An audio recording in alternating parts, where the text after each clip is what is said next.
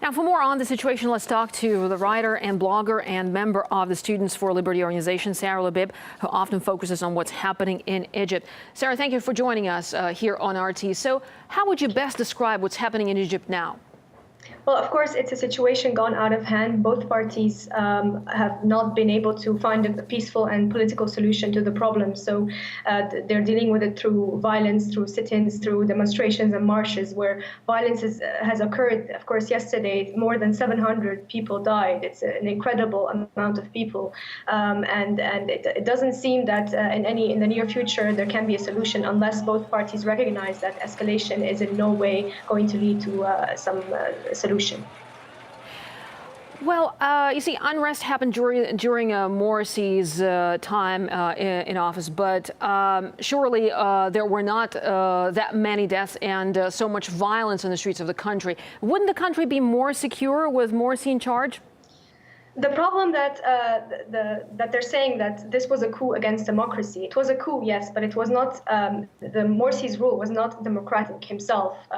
Morsi has done things which have alienated people, monopolizing power in a way that is unacceptable. And this has led to a situation where both parties are unable to sit down and talk because the polarization in society has gone to a very, very high degree. So yes, under Morsi, the violence or the death toll was less high, but the situation that we're in right now, the state of chaos and of not obeying rule of law, is one that originated during Morsi and continues now. Well, Sara, let me add something to what you just said. I mean, Morsi was democratically elected a year ago, right? So what went wrong? I mean, why didn't he live up to the expectations of the people that brought him to power? Of course, being democratically elected, that's not what democracy is only about.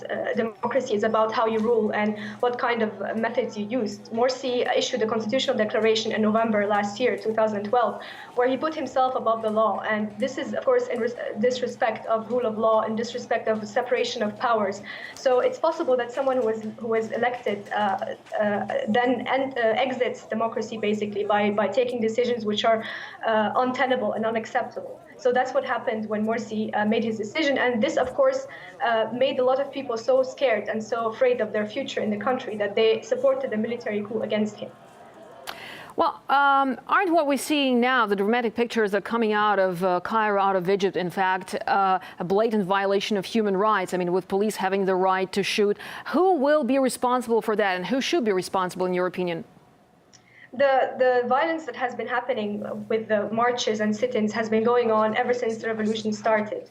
Now, of course, what happened yesterday was unprecedented in terms of so many people dying in one day. But you also have to remember that after that, there were churches burned all across Egypt. Policemen were murdered, police stations were attacked, and also museums and schools and other organizations were attacked.